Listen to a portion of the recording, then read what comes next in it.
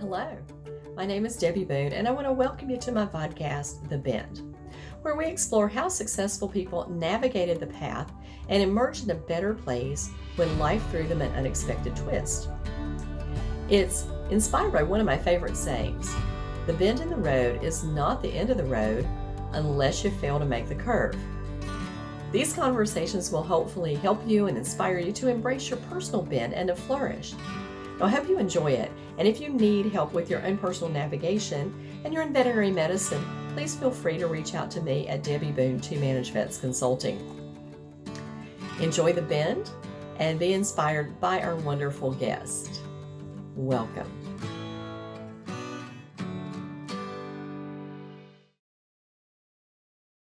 All right, welcome everyone to today's episode of The Bend. So today my guest is Dr. Craig Pryor, and I met Craig as the facilitator of a VMG group that had invited me to come and speak. But previously he was the owner of Murphy Road Animal Hospital, which was an 8-doctor practice in Nashville, which is where he is now.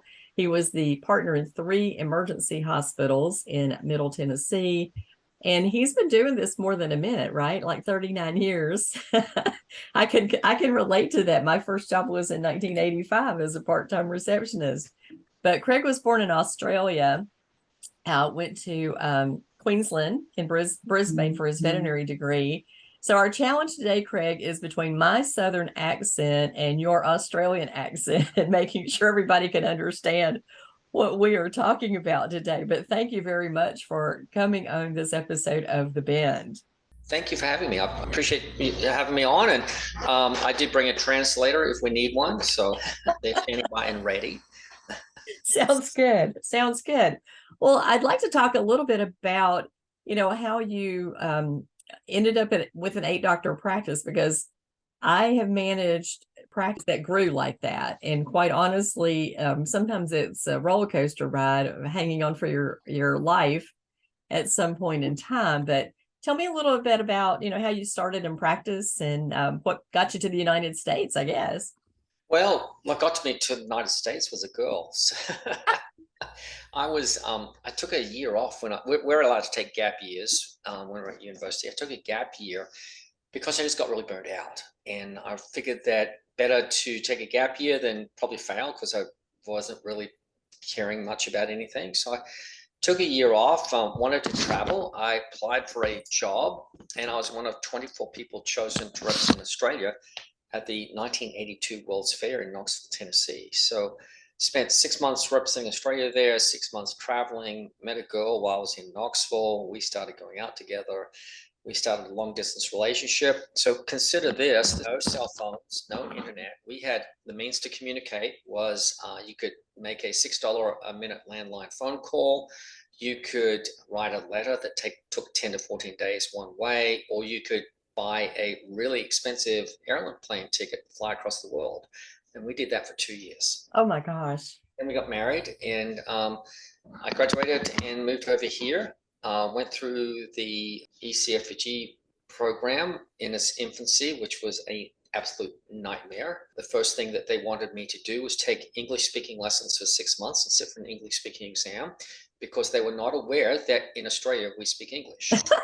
Literally, we're not aware that we spoke English in Australia. I had to.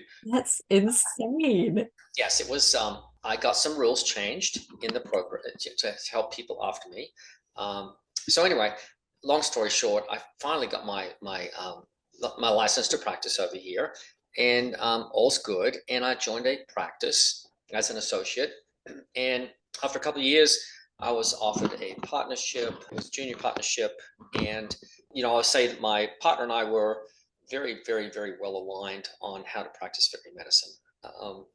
How to practice veterinary medicine, how to take care of clients, how to take care of patients. So I was a partner with him for many years, and then finally bought him out, and the practice was mine, and then continued to grow the practice. And then VCA came along and made me an offer that was just, like many others of my age group, the markets just went bananas, and it's hard to say no, right? And yes. I was ready. So I sold the practice, but I still have, I've got, 39 years of experience. I've got a lot to offer veterinarians still and the veterinary community still. So I want to stay involved. I was a VMG member when I owned my practice, and the VMG network asked me to stay on as facilitator, which I did. I do a lot of speaking for different companies, do a lot of consulting for different companies and for a lot of private veterinarians, and I do practice sales as well. So my friends started calling me up and saying, hey, I need help me. So I do. Yeah.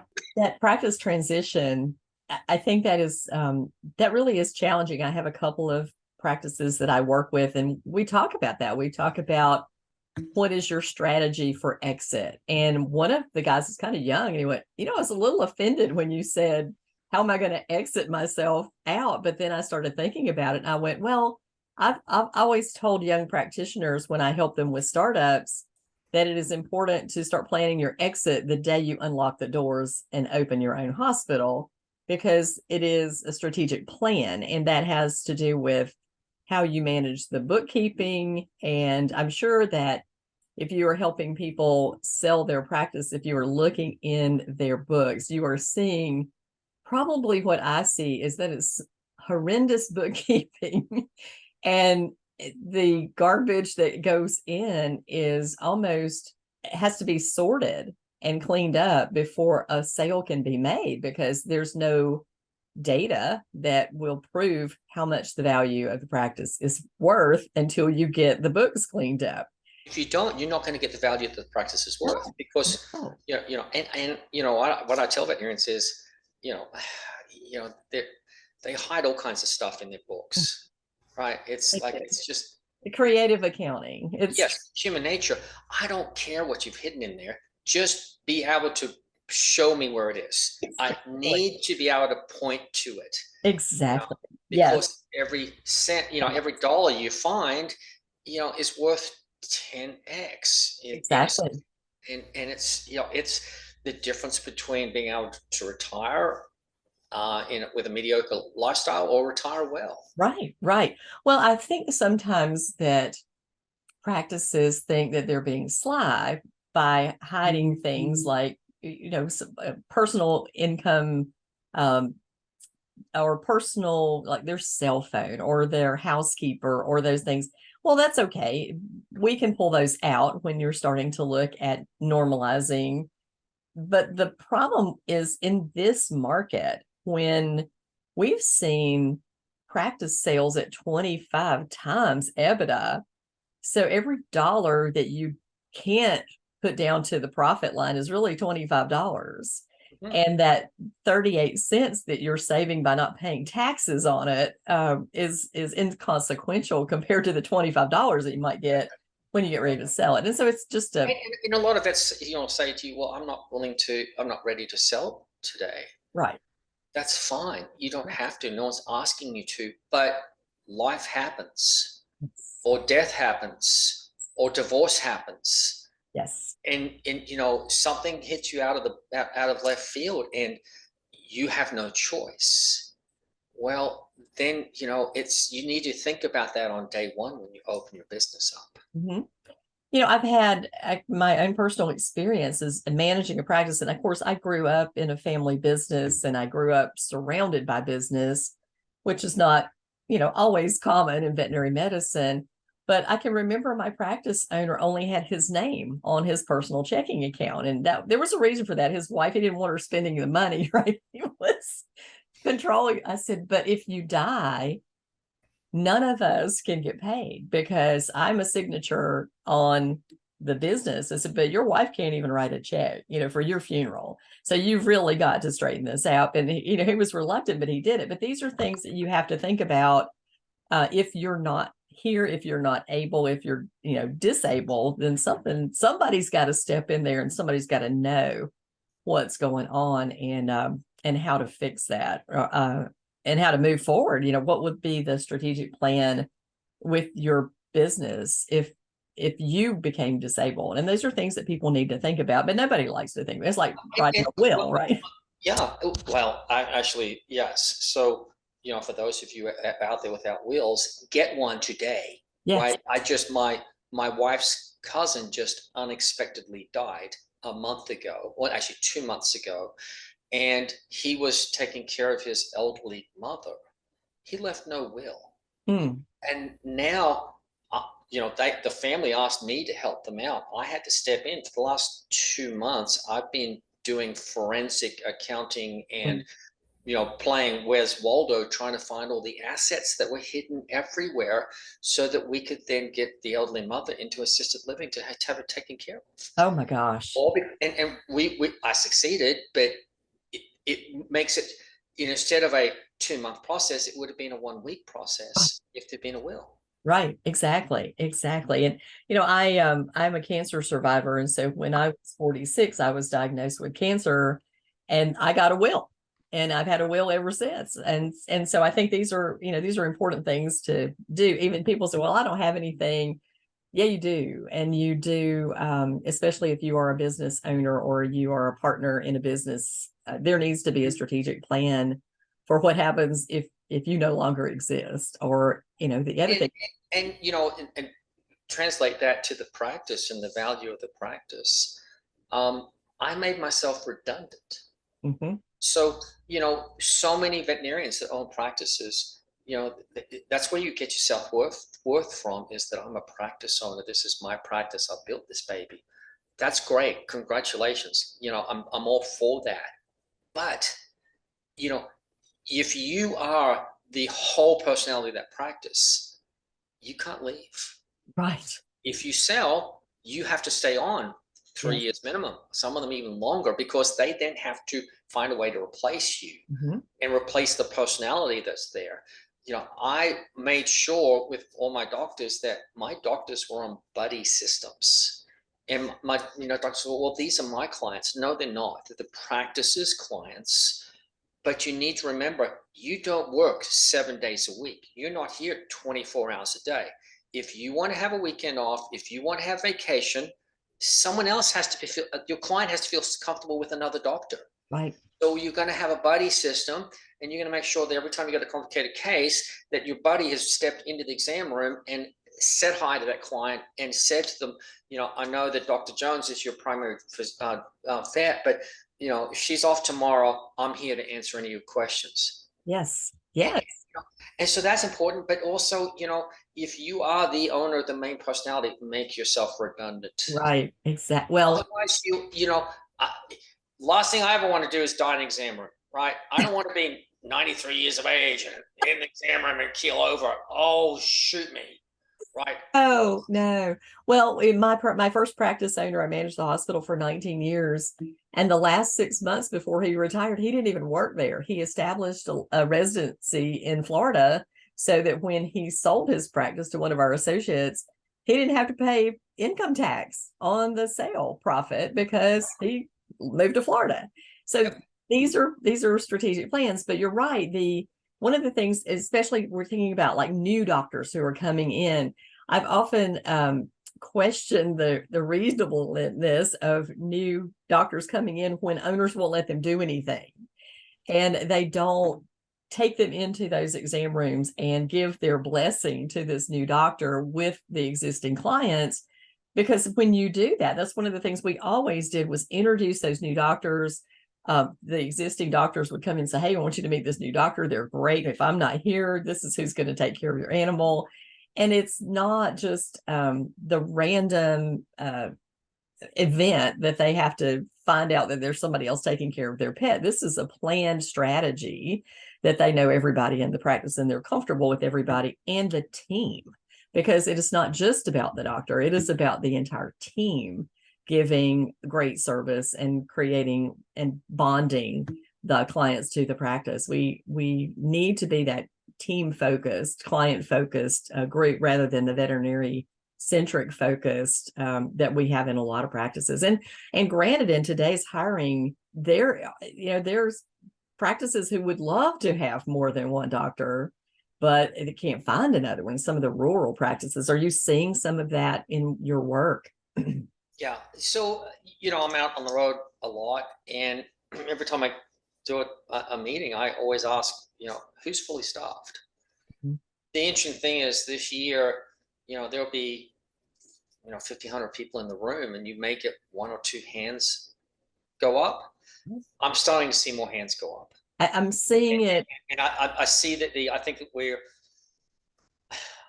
we are going to get out of this labor crisis we're in, and I think that we're actually going to end up with an oversupply of veterinarians, So which is going to damage our profession as well. yeah. So this is a good question for us to delve into, because we are seeing a great shortage of veterinarians according to workflow, but it was all a very skewed, inefficient workflow during COVID.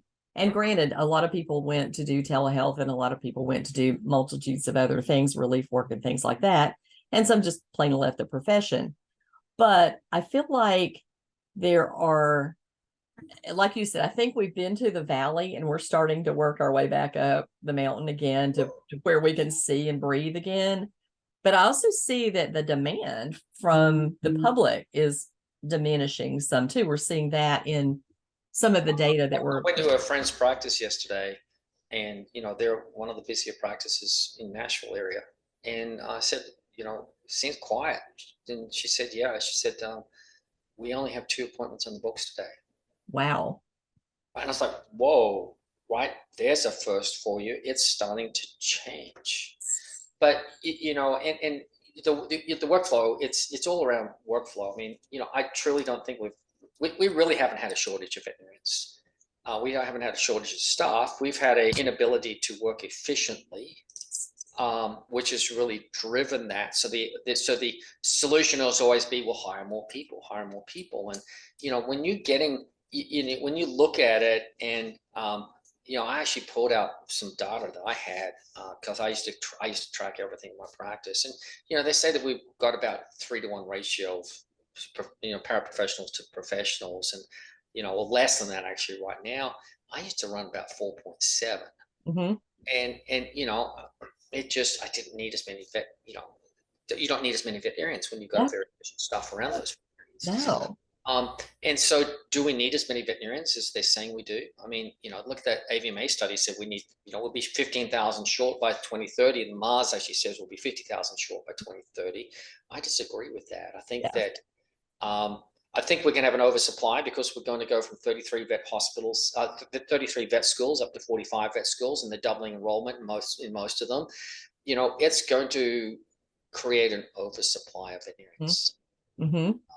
Which will drive down wages, Mm-hmm.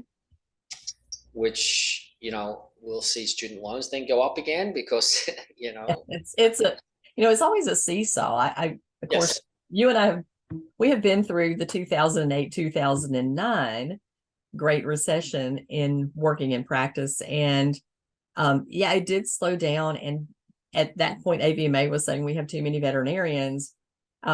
I think probably we just need to quit talking about how many we have and work with the ones that we have, because we do need them, and we need them in various roles. And we've turned the veterinary profession into a part-time profession. Exactly. And that may absorb some of the excess, because we'll continue to be more a part-time profession. Yes. But it hurts the ones that want to be full-time. Yeah, I think that's exactly what happened in the 2008 2009. They didn't really anticipate the fact that the model where a veterinarian would work a 60-hour work week was not going to work for a millennial generation who went, that's nuts, and said, I'm going to work a 30-hour work week and be satisfied with that, but I still want the pay that I was going to get for the 60-hour work week, and probably more than that.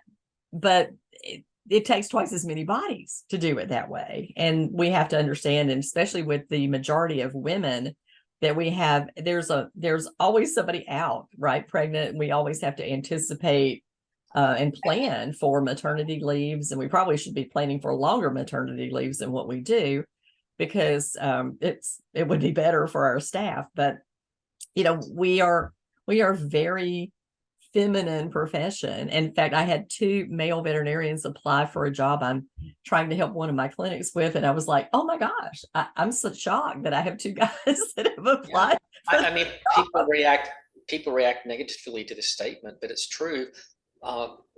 Men in veterinary medicine, they're a minority now. They are. Yeah, they are. That's just the fact that they are the minority. So when you find them, they're like, "Oh, really? Whoa." It's surprised. I was surprised. Well, I think this is going to be a really interesting next 5 years. I'm curious to see the new vet schools, the graduation um, of the first groups that are coming through those schools, especially the ones who are doing the experiential training where they are actually in clinics and working in rather than sort of the teaching hospital, because they're sending them out into the world. And of course, I feel like I'm seeing through my long experience, some places that are doing this kind of work that are doing a great job. They're mentoring these students, they're teaching them things. Other ones them are using them for a cheap labor or slave labor. Yep. And then you have that. So are they really learning? And that I think that we'll have an interesting a learning curve here to see how that works. Correct. It all depends where they place them. Are they good hospitals? Do they have good people there that are willing to mentor them, Mm-hmm. right? To teach them up or not, or are they just getting in the way, and Right. so they're not going to leave with as much experience as they want. Yeah. And we're losing my generation that are all retiring because they got such crazy multiples for their practices, so they're able to step out and say, I'm done, I'm retired. But we were the ones, we're the extrovert generation. I mean, Yes. yes, we're boomers, but we're the extrovert generation. And as a veterinarian, as a small animal clinician, it's a people business. That's right. That's what I always talk to when I have students talk about wanting to go into veterinary medicine. I talk to counsel them. I said, this is, you may think you're going to go play with animals. You're not. It's a people business. It's all about communicating well with the client, because if you don't, it's the communication with the client that then just decides what you get to do to the animal. 100%. So it's communication first, then it's veterinary medicine second. So you better be a good communicator. You better be someone that can actually, interact with these people and engage them. Yeah. And extroverts always do better. Yeah. Well, it's Losing all funny. them as they retire, and they're the ones who need to be mentoring these young pups right now. They do. They need to be teaching them those communication skills. Well, it's funny that you mentioned that, because a couple of days ago, somebody made a question, asked a question on an AHA lister, and it was, "What do you think is the most important thing for success as a veterinarian?" And multiple answers were good communication, good communication. And so I popped in there and asked, "Okay, so you got all unanimously said that communication was really important. What communication training have you taken or have you given to your team?" And the answers were, well, really none. We didn't take any formal classes on communication. We all believe it's really important, but we're not training our teams. We're not learning ourselves to do that. So my bandwagon is, I believe that communication training should be mandatory to maintain your veterinary license and your technician license. Because unless it becomes mandatory and part of your required CE, they will never take it, because people are not self-aware that they are not good communicators. 90% of all issues I've ever seen in practice is not from what we do. We know what to do. We know how to do it. It's from what we say, what we don't say, or how we say it. It's all around communication. In fact, I've got a friend in California who sits on the California board out there, and he says that California board, when they look at all the complaints that are brought up there, 10% of true malpractice, 10% of drugs are alcohol related. Everything else is communication related. 100%. Yeah. I was actually just speaking this week in Indianapolis, and I actually had a veterinarian that used to work for me many years ago. It's wonderful to catch up with her. It's just great when you see veterinarians and where they've gone in life, and she's just so successful now. And she actually turned to me and she said, one of the things, so she started working for me when she was not straight out of vet school, but fairly new out of vet school. She said, that was one of the greatest things you ever did for us, was that you actually used to teach us how to communicate with the clients, and used to have scripts for us that we would help us understand how to recommend something, how to recommend parasiticides or recommend dentistry. You put together these scripts that you just gave us that were just like, here's how you do it. This is how an extrovert gets to communicate to the client and gets them to do what they want. And she goes, and we're all introverts. We don't want to do this. And you spoon fed us. And she said it just helped us do so well. Yeah. And then you have success, and then it becomes easier to do it the next time and the next time and the next time, because Yeah. you've practiced it and you've gotten good at it, and people are saying yes. And so there's a positive reinforcement for being able to communicate well.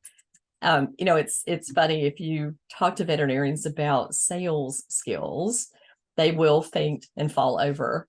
And if you teach them sales skills, they're better veterinarians because they get to actually do the work they know how to do. And there's this negative connotation. We're not talking about being a used car salesman. We're talking about education. And that really is, this is kind of leads me into the CAPC stuff, Craig, because I love CAPC. I love the data that it has. And I feel like we don't use it enough in using it to sell clients, because there's such good data down to the county you live in about what diseases are out there, what you need to look for. I just actually looked this up before I got on here with you, and found out that the county that I live in, or the state of South Carolina, has seen an incidence of canine influenza 2 counties over. And so now it's time, I've got to go get my dog vaccinated. He's just now due, but it encourages me to be on time with that vaccine more so than it would have, because he's a house dog and there are no dogs around us. But those are such important tools. So tell me a little bit about your work with CAPC. And for those of you who don't know what this is the Companion Animal Parasite Council, vet.org, capcvet.org. Great source of information. So let me, if I can, let me share my screen. Yeah, let me give you permission. But let me just reiterate just what you just finished with CAPC about being salesman. I absolutely agree with what you said. At the end of the day, I feel that everyone needs to understand that veterinarians are all salesmen. Yes. We sell one thing, it's called knowledge, how best to repair a torn ACL, how to work up a cat with liver disease, or what parasiticides are in your best interest for you to use. And that's why the clients are paying to come to us. Yes. To get our knowledge. Okay, so I have opened up the front page of capcvet.org. Okay, so capcvet.org is your go-to place. This is the opening page. So CAPC, we are a international nonprofit. We are funded by industry. We keep ourselves independent from industry, though. Our board members are made up of practicing veterinarians like myself, preeminent parasitologists, public health veterinarians, and some other people. We've got a professor of statistics, we've got a technician, things like this, that all fill duties on the CAPC website, on the CAPC board. So what is our mission? Our mission is to see every pet tested and every pet protected. Full stop. That's what we're here for. And we want to engage owners and provide guidelines for veterinarians and resources. And just to drive that whole, to see every pet tested, every pet protected. Should we achieve that, we can pack our bags and go home.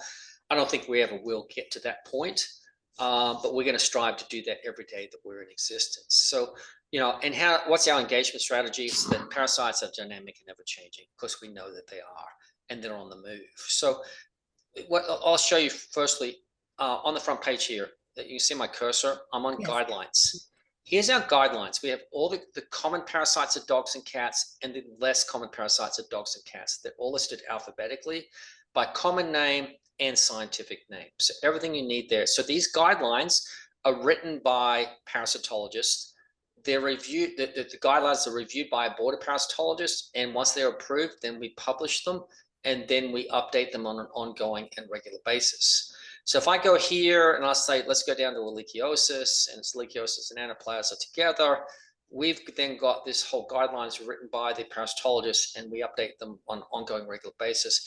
But you've got everything you need: synopsis, you've got the stages, you've got the disease, you've got the prevalence, you've got the diagnosis, you've got the treatment. It's all here for you, and there's your reference. So we are basically the place to go should you have any questions. The other thing we do is we do mapping. So we've been mapping since 2012, and you click here to go to our maps. So when you look at our maps, I have this on intestinal parasites, roundworms, dog. Okay, I can choose cat. I can choose hookworms, roundworms, whipworms, giardia. I can go back here. I can choose heartworms, and there's heartworms for a cat, feline heartworm antibody, feline heartworm antigen, and then there's canine heartworms. And then I can go to tick-borne agents, and we've got Lyme, Anaplasma, Ehrlichia, and we also have viral diseases. We've got feline leukemia and feline AIDS. And why do we have those? Because we believe, because we're the mapping experts and we've been asked to. And so, yes, we do what we can. And a lot of people believe that immune suppressed cats get more parasites. Well, if we can publish data that people that can use to reference, then maybe we can see some papers come out of that and we'll see a relationship there. And so that's all about improving that. You can also go to Canada. We've got Canada up here as well. Okay. So we're going to go to, I've got this on intestinal parasites, roundworms, dog. I've got it by the year, or you can go by the month. And then we show you the prevalence percentage. And this shows you also 1 in 50 dogs in the United States is infected with roundworms. It's all big data. So over 9 million tests, we got big data. This is metadata. We're pulling from IDEXX, Antech, and Zoetis. All right. That's big companies. And also, if you do patient-side tests, depends what you're running, depends which tests and things like that. We can pull some patient-side tests as well, but not all of them. So we are pulling some of those as well. Mm-hmm. You can print these maps off. Why do you want to print them off? Well, you can use them in the exam room. You can use them at the front desk. It's engagement strategy. You know, we have to find ways to engage our clients. You know, the average client's walking to a vet clinic 1.9 times a year. The average client walks into a big box store about 3 times a month. Where do you think they're getting their information from? It needs to be from us. So you can print these out for use there, or you can get updates. And if you click here and get updates, you'll set up an account with us, and then you choose your state and county or counties of interest, and then your parasites of interest, and we'll send you monthly updates. So I got an email in my inbox the other day that said in Williamson County, Tennessee, where I am, we had 2 cases of Lyme. We're not a big Lyme area. It's oozing into our area. But we had 83 cases of ehrlichiosis, 102 cases of heartworm. So what do? We get on our social media. We engage our clients. We tell them the facts. Hey, you know, in this case for roundworms, or if I went to heartworms and I go to, I'm just going to show you where I am. So I'm down here in Williamson County. You know, we got 1 in 200 dogs showing up positive, right? And so you can now put that in. If you so just say, let's just change that and say you're getting 1 in 20 dogs walking in the door with heartworm. Okay, if you've got a 3-doctor practice, you're seeing an average of 15 patients a day. You're seeing 2 patients a day. So that's 45 patients a day with 3 doctors. If 1 in 20 dogs is positive in your county for heartworms, you're seeing 2 a day with heartworms. Yes. That's the engagement. Yeah. You're related to what clients are concerned about, what's going on in their backyard. So tell them what's going on in their backyard and say, if this concerns you, come talk to us. But also talk to your team. I think this is the other thing that we miss, because I can tell you my CSRs were excellent at talking to clients about what was going on, what we had seen. Especially, I mean, we rarely in my hospital, we had a great clientele who was extremely compliant. In fact, that's how I got my start as a speaker, was talking about my compliance rate. But we rarely saw any heartworms, but we always tested for heartworms and parasites. And then when the 40X came out, we tested for tick-borne diseases routinely. And we actually diagnosed a dog with Lyme in North Carolina, and this was in 2006, when it had not come to the state of North Carolina, and the client had been sick for 2 years, undiagnosed. But when we tested the dog with the 40X test, found out it had Lyme, she went back to her personal physician and said, hey, my dog is positive for Lyme. Maybe we should test me. Sure enough, that's what she had for 2 years, and it wasn't on the radar. So I think this is why this is really important for all team members to know this stuff. We need to know what's in our world. And people travel with their animals so much. We can't just say, oh, we don't have heartworm, we don't have Lyme, we don't have this. animals are everywhere that people go. And most hotels now are pet friendly. The whole Sheraton chain is. And we have to realize that these animals are going everywhere that humans travel. And they are picking up diseases that are not in our backyard typically, but we have to have awareness. And I think this really helps us be aware. The team needs to be asking clients, where did you travel this year? And did you take your pet? And then you need to say, where do you plan on vacationing next year? And are you taking a pet? When they say yes, then you go to where they are going on vacation. You see what the risks are, and then change your parasiticide strategy and your vaccine strategy accordingly. Mm-hmm. The other thing I teach my teams are look at it over time. So you talk about North Carolina. I brought up Lyme in 2012 in North Carolina. So let's look at 2014 and look at the map slowly turning red. Yes. Right. And what we're seeing is movement of the black-legged tick and with it Lyme disease into North Carolina. And you see it's just slowly lighting the map up as it moves into an area. So a lot of people say, it's not in my area. Well, if you don't look, you won't find. Exactly right. And it's all about awareness. And, more so even West Virginia's classic example. If I look at West Virginia in 2012, look at the map, there's almost no red there. And I look at it 2022, yes. It's now almost all red. Yes. Right. Yes. So it went from 2022, it went from 1 in 20 dogs showing up positive for Lyme. In 2022, it's 1 in 6 showing up in Lyme. And we also know, and this is the other thing I teach my teams, is that the dogs are sentinel for the rest of human infections. So if 1 in 6 dogs are showing up positive for Lyme disease, 1 in 6 humans are at risk of developing Lyme as well in that county or in that state. Yeah. And this is where we're talking about One Health.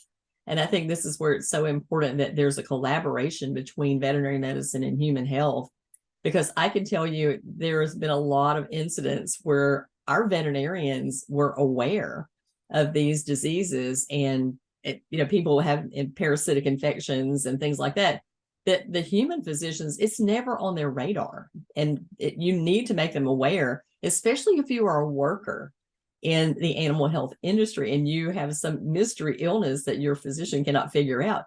Make sure that they know what you do for a living, because we are at risk more so than the general population working with these animals, and our doctors don't have that train of thought usually, and we need to make sure that we are self-advocating in those situations. It's extremely important that we let people know this stuff. So let me take you to our other website, which is called petdiseasealerts.org.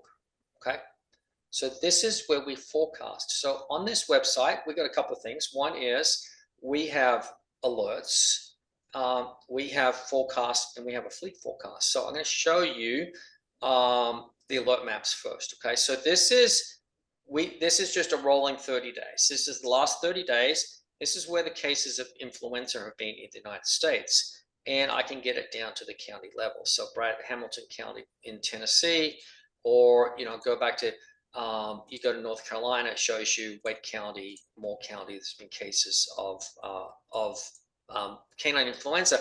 You can sign up for these alerts, and we'll send you a text or an email when there's positives in your county. It's an engagement strategy. Okay, it's a forewarning system here, early warning system. Yes, we do it for lepto as well. And so if we look at the last 30 days, there was only 4 states in the United States that didn't have cases of lepto, a zoonotic disease, in their state. Wow. Right. That is really terrifying. Right. Lepto should be a core vaccine. In fact, I think ACVIM just came out and said, I think they've made a position statement to make it a core vaccine. I have always considered leptospirosis one of the core vaccines that we should be doing. So that's alert maps. Okay. We also have forecast maps. So we've been forecasting now since 2015, and our forecasts are 94 to 99% accurate. So we do parasite forecasts. It's for the next 30 days. And so you said you're in South Carolina? South Carolina. Mm-hmm. Okay. So whereabouts in South Carolina? I live in Horry County, right there on the beach. Right there, that yellow one. So your forecast for the next 30 days is a high forecast for heartworms, which is typical for this time of year. It is. Okay. because it's not cold enough to get rid of all mosquitoes, as Right. mosquitoes live in microclimates. And so we're able to forecast with 94 to 99% accuracy that you still have a high risk. So when clients come in and go, the weather's getting cold, it's getting close to winter, we don't need to be on our preventives anymore. You can say, let's see what the experts are forecasting. Mm-hmm. Right? So we forecast heartworm. We also forecast the various tick-borne agents as well. So I can look at Lyme disease, and so I go to Pennsylvania, and we can see that the state of Pennsylvania has a high forecast, which is lower than this time of year normally, right? Yeah. And so when people say, well, there's snow on the ground outside, well, if it's over 37 degrees out, ticks are active, and the ticks that carry Lyme are still spreading Lyme disease in your area. We do it for anaplasma. And look at that. Look at the forecast for Oh, anaplasma. whoa. State of Pennsylvania, high forecast, which is higher than usual this time of year. And ehrlichiosis is a medium risk, which is typical for this time of year, as the various ticks are moving, right? Yeah. Wow. So we've taken the onus off the veterinarian. So instead of you feeling like, the client's going to just get mad at me and just say you're just trying to sell me more product. Right. No, let's refer to what the experts are forecasting, what the real risks are. Yeah. Yeah. I mean, this is just so helpful. And I don't know how I discovered it. I think I actually went to a class that you gave a couple of years ago at VMX. And I came home and I just started roaming around in here going, oh my gosh, this is so helpful. And I think it's just one of those things that's below our radar, and it should not be, because it is so incredibly impactful and really a helpful tool for us to do show and tell. It is just as good as having a heart in a jar, right? I used to love having a heart in a jar that had heartworms. And look at this, because people don't know. It's funny that we are talking about this, because yesterday one of my clients said, can you please get on our phone system? And they have Weave phone system, so I could listen to the recorded calls. And I listened to a very experienced CSR book an appointment for a dog neuter, and they were booking till March. So they're still very busy. But she said to the client, do you want to have him tested for heartworms? Do you want to have pre-surgical blood tests? Do you want to this? And I thought, well, the client doesn't even know what the importance of that is. And you're just going down this checklist, and he's going, no, no, no, thinking, each one of those things is going to cost me more money, instead of saying to him, hey, you know what, there's a really high incidence of Lyme disease. We really need to test your dog, and we'll test for that. And do you know, our practice owner got Rocky Mountain spotted fever last year, so we really need to test this dog and keep you all safe. So it's really so important that our team members are taught appropriate pitches, as you said, these scripts that they need to use on the phone. And no matter how busy you get, you can't neglect doing that, because it could be a matter of life and death in these animals or in the humans that live in those homes, especially if they're somehow immune compromised or elderly or frail. To get these infections could be really life-threatening. So it's important for us to understand the difference and to be able to use these tools for show and tell, and to make a little more effort to talk to people about why they need to do these things, not just, check the list off as I'm going down. And end of the day, make a recommendation.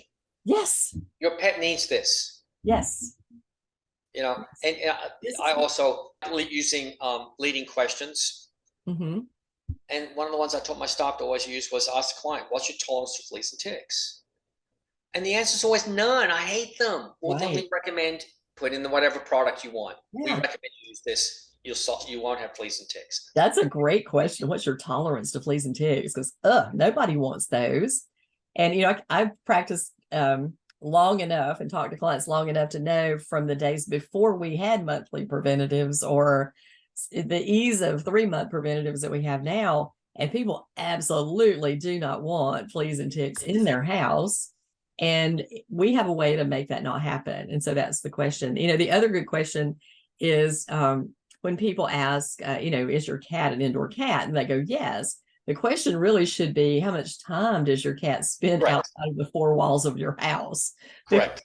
90% of the time might be inside, but 10% is out on the deck. And there's how many times a day do you take your dog outside? Yeah, right. Or have you have you ever had a mosquito in your house? Because like I had one in here this morning, and it is going to be 30 degrees tonight. So the mosquitoes are, they're It's a reason mosquitoes inside and not outside, right? Because right. they know it's going to be 30 degrees outside tonight. They've moved inside. Exactly. Yeah. So all these things are so, so important for us to teach our teams. I do feel almost bad for the teams now because we have so much to talk about. And when you were practicing, Craig, tell me a little bit about how you manage to talk about everything. Because if you think about all the things we talk about, behavior, we talk about food, we talk about parasites, we talk about vaccines, we talk about the ticks moving into our areas that haven't been there before. And then of course there's so much misinformation that we were working to overcome. That's the other thing I think is much more of a challenge than it was back 80s, 90s, 2000s. We are dealing with vast amounts of just garbage information. How are you talking to veterinarians about working through that? And vaccine hesitancy is another big one that we're dealing with now. What are your coaching advices for? Talking to clients, I think that to deal with that first. But I used to use a lot of checklists, keep myself on track, and you use them enough, you get to the point you don't need them, right? It's all about, there's a reason a Big Mac tastes the same whether you buy it in New York, LA, Munich, or Russia, right? It's a formula. It's all done the same way every time, and I always coach my veterinarians that you do the same exam the same way every time. And that way you don't miss things. You take the same history the same way every time. That way you don't miss things. And initially, if you need to use checklists to do it, do it. But then it gets to be second nature for you. So you're asking the same questions, and you've got to work out what those questions are. And it's going to be around, the parasite discussion and the dentistry discussion and the nutrition discussion and everything like that. And, but then dealing with the misinformation, you've got to ask those open-ended questions. Tell me why you would have chosen a raw diet. And, it helps you to then understand what their mindset is, because you've got those certain clients that you will never change. No, no. Right?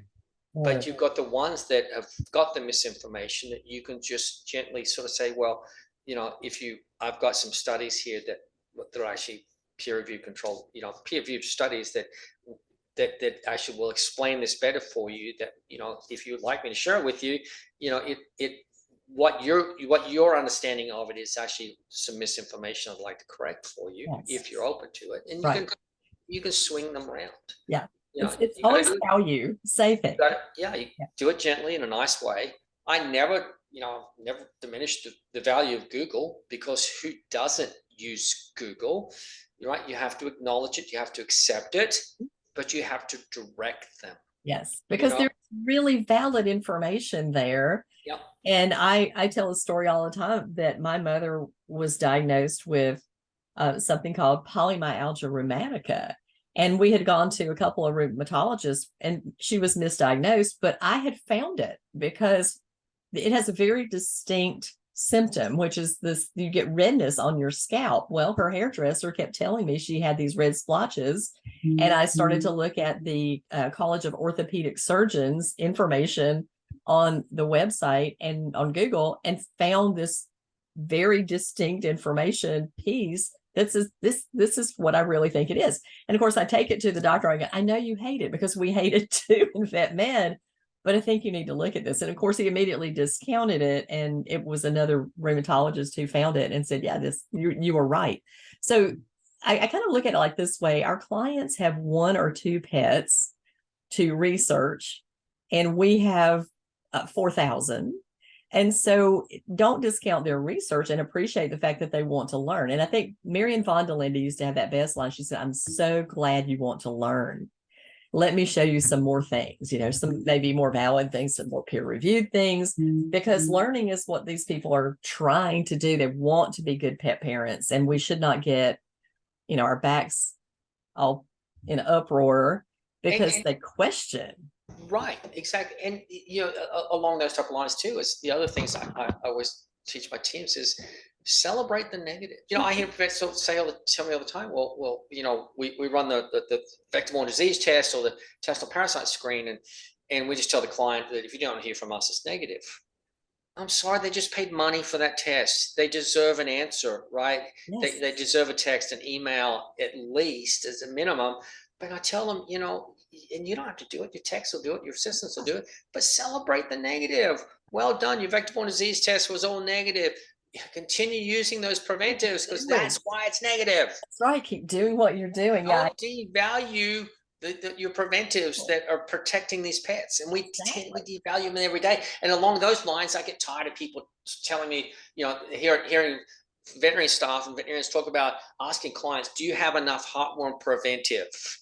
Most of these are multi-parasite preventives. The last time I sold heartworm preventive was 1985, was called Filaribits. And the next year they came out with Filaribits Plus that prevented heartworms and hookworms. Now I recommend a broad spectrum monthly parasiticide that prevents, and I tell them what it prevents. Yes. I show them the value of these products because they're not cheap. No, they're not. But, it's cheaper. Going back to, historical knowledge, is I can remember my clients spending hundreds and hundreds of dollars having flea bombs in their house, or treating their dogs for flea allergy dermatitis, or the process of treating it for some kind of tick-borne disease is very expensive.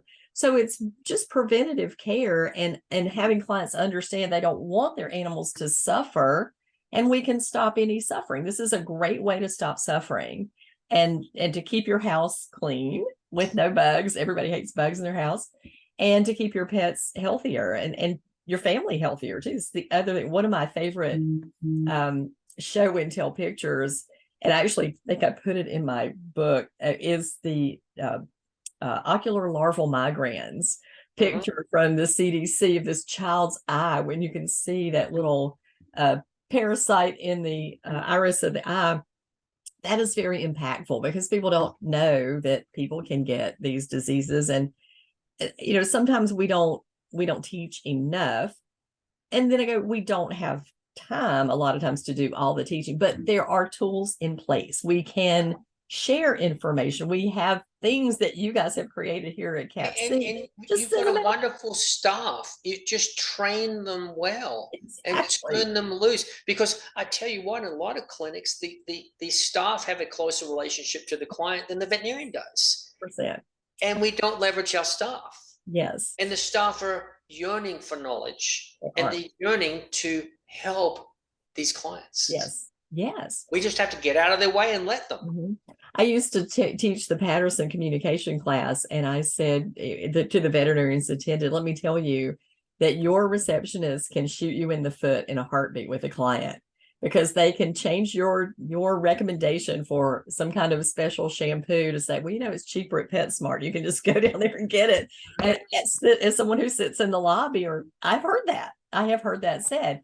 So the goal is, teaching our staff to value the products that we have, to value the recommendations of our doctors, and to support those with the clients. Because you're right, a lot of them, especially your CSRs, have 3 encounters for the client for every one that the medical team does. And they have more time to just chit chat and build those relationships when they do it right than a lot of times the medical team has available to them. So leverage that, because I can tell you that my front desk was much, much better at selling preventative products, special shampoos, diet than any of my medical team. They just supported it, but then they owned it. They owned it. It was their thing. And people appreciated it because they could spend the time to do it. And it is, but then there's technology now that's coming out that's going to enable us to send information out to clients, just combing through our PIMS, putting documents in a text message and sending them to them. Here's some education, but we lay the groundwork in the practice that, hey, I'm going to send you this really cool piece of information. You need to read it. And it will tell you all about this problem that we're talking about with your pet. And we don't have to do it all. We have tools that we can utilize digitally to support what we start. And then, because people only remember 10% of what you're telling them in the exam room anyways. Too much information going on there, right? Right. That's Yeah. right. Yeah. Yeah. Oh my goodness. Well, Craig, this is fun. I'm sure we could talk about this stuff forever and ever and ever. So you are, I want to talk just a touch about your facilitation with VMG and kind of talk a little bit about VMG and how it works, because if people aren't familiar with it, I am a huge advocate for independent practice ownership. And I feel like VMG is such It's a support structure. it's support for the independent practice. So veterinary management groups is what it's called, vmg.com. And so it is its own company, and the purpose of the company is to support the private practitioner. And so the best thing I ever did as a veterinary business owner was to join VMG, Mm-hmm. because we are not taught much about how to run a business when we're in vet school. In fact, zero, right? Right. Some courses now teach a little bit, but very little. And so you're learning from either buying a practice or starting a practice, and you're just learning as you go. It's just a, steep learning curve. What VMG does is that you join VMG and you join a group within VMG. So there's about 20 veterinarians, or they have some blended groups where it's veterinary and practice managers together. And so you're all in it, you're in a group together, you're under antitrust laws, you're under complete confidentiality laws. And so everything you share within that group stays within that group. And it's like having your own board of directors. So it's complete open book, it's complete honesty, and you're bearing your soul. It's the good, the bad, the ugly. And you've got this group that you can depend on, that's got your back, that you're not out there feeling like I'm just alone in this big wide world trying to fuddle my way through this. If I've got a question, I've got people that can give me answers. I can lean on them, they can lean on me. I may throw a question out of the group, and you don't get 20 answers, but you may get, you may throw a question out. I'm looking at doing this, or I'm looking at buying this piece of equipment, and you may get 3 or 4 answers from the group. And one person may say, I bought this piece of equipment. It's a lemon. It's terrible. It doesn't meet expectations. Don't buy it. And you go, oh my goodness, that's the one I was looking at, right? And then you get, or you work on a program and you get 2 people say, I did it this way. Don't do it this way. That doesn't work really well. Do what Joe did. And Joe chimes in and goes, yes, and here's I've got it all written out for you. Here's how I did it. So you're not reinventing the wheel. Yes. Yeah. Right. And we have 2 meetings a year for each group, and it's you just got different meeting themes. It may be on HR, it may be on advertising, it may be, who knows. It's not about the practice of veterinary medicine, it's about the art of veterinary business. And then on top of that, the VMG, the company, negotiates contracts with all the different vendors so that you get discounts that are the best in the industry, if you're not Mars Pet Care. Mm-hmm. And so that at the end of the day, you're running a more profitable practice, you're running a better practice, you've got happier staff. That at the end of the day, you can retire in dignity, but your staff can all retire with dignity, because you're making enough money for them to do that as well. Mm-hmm. Yeah, and that's what it's all about. It's just a great organization. And so, my recommendation is, if you're a private practice owner, you should be part of VMG. Yeah. I of course, I've known about VMG for a very long time. When I was growing up, Owen McCafferty was our consultant. And so I learned the Owen McCafferty way to practice veterinary medicine business.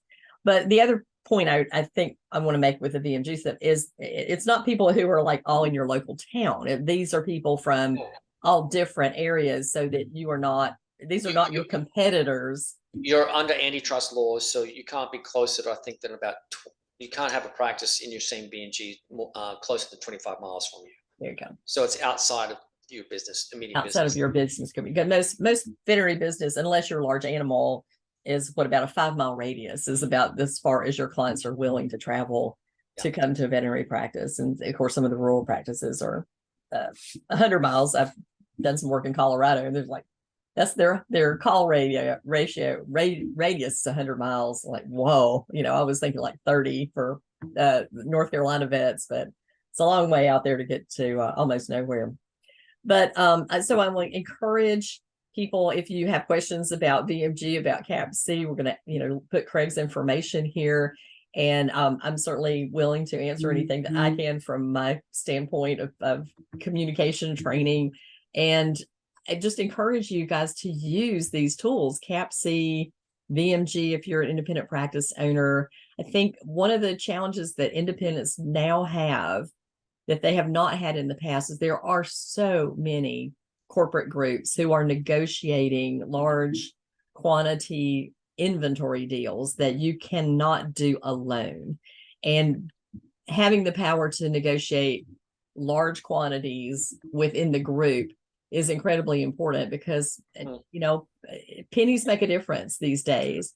And we're struggling. It's the only way you can compete. And, I just, if you saw the news today, Chewy just announced they're opening their first Chewy vet center. Yeah, I actually in Florida. had a little information about that and knew it was coming. So yeah.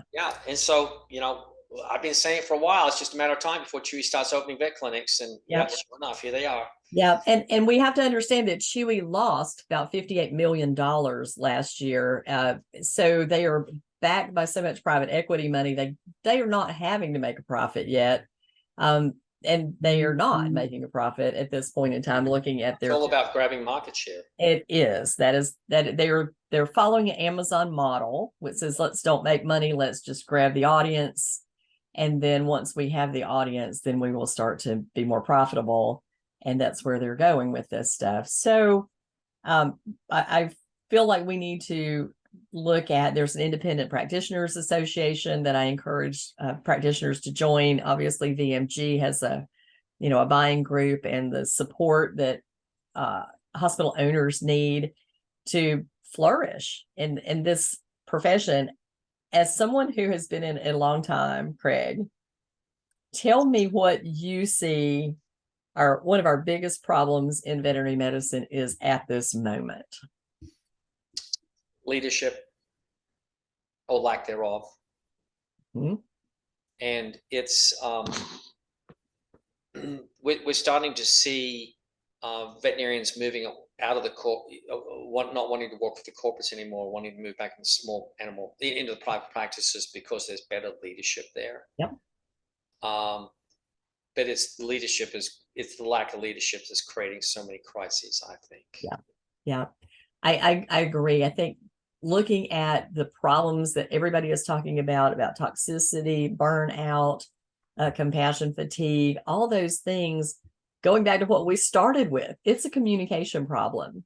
And that communication has to do with leadership, because leaders are the ones who lead the communication in a practice, and they need to understand how to do it well in order to give that team the support and the space and the safety to feel comfortable in their job, to make mistakes without having the sky fall, without constantly being afraid somebody's going to yell at them or fire them, and to not be constantly driven by nothing but numbers and more for purpose, and teaching us to look at that big picture. So, well, I think on that note, maybe we should close because we have taken up our hour of time. So thank you very much for joining me today. And maybe we'll get you back. We'll take some more time. We'll talk about some more stuff.